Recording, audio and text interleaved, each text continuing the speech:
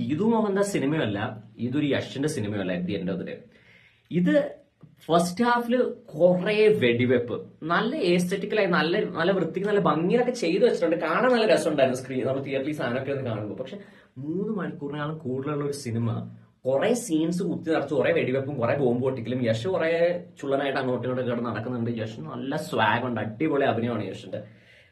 കാര്യമൊക്കെ ശരിയാണ്, പക്ഷെ ഇതിനകത്ത് എന്തെങ്കിലും ഒരു ഇമോഷണൽ കണക്ട് വേണ്ട ആൾക്കാർക്ക്. എന്തിനാണ് ഒരാള് 3 മണിക്കൂർ 3.25 മണിക്കൂർ എന്തിനാണ് ഒരാള് ഈ സിനിമ ഇരുന്ന് ഇങ്ങനെ കാണുക എന്നുള്ള ഒരു ചോദ്യമില്ലേ? യഷിന്റെ സ്വാഗ് അടിപൊളി, യഷിന്റെ അഭിനയം അടിപൊളി, യഷിന്റെ ആക്ഷൻ സീക്വൻസ് അടിപൊളി, എല്ലാം അടിപൊളി. ഇതുപോലെ എടുത്ത് വെച്ചിരിക്കുന്ന ഫ്രെയിമുകൾ അടിപൊളി, ലൈറ്റിംഗ് അടിപൊളി, സീൻസ് ഭയങ്കര എസ്തെറ്റിക്കലായിട്ട് ചെയ്തു വെച്ചിട്ടുണ്ട്. എല്ലാം നല്ലൊരു നല്ല ക്ലാസ് സിനിമയുടെ ലെവലിലാണ് എല്ലാം ചെയ്തു വെച്ചിരിക്കുന്നത്. പക്ഷെ നമ്മൾ എന്തിനാണ്, ഒരു ഓഡിയൻസ് എന്തിനാണ് 3.25 മണിക്കൂർ ഒരു പടം ഇങ്ങനെ സഹിച്ചിരിക്കേണ്ടത് എന്നുള്ളൊരു ചോദ്യമില്ലേ? കാരണം ഈ പടത്തിനകത്ത് അങ്ങനെ വലിയ കഥയൊന്നുമില്ല. ഫസ്റ്റ് ഹാഫിൽ ഒരു രീതിയിലുള്ള കഥയില്ല. യശ് അങ്ങോട്ട് പോകുന്നു കുറെ പേര് വെടിവെക്കുന്നു, ഇങ്ങോട്ട് വരുന്നു കുറെ പേര് വെടിവെക്കുന്നു.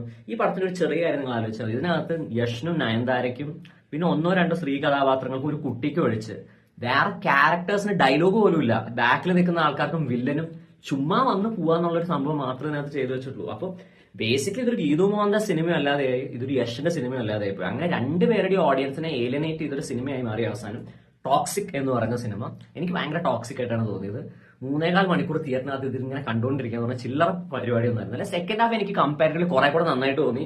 യഷിന്റെ രണ്ടാമത്തെ ക്യാരക്ടറിന്റെ അഭിനയമാണെങ്കിലും ആ ക്ലൈമാക്സിലുള്ള ആ റിവീലൊക്കെ അടിപൊളിയായിരുന്നു.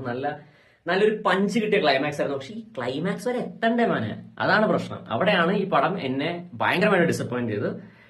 Mad Men rating for Toxic is 4.5 out of 10.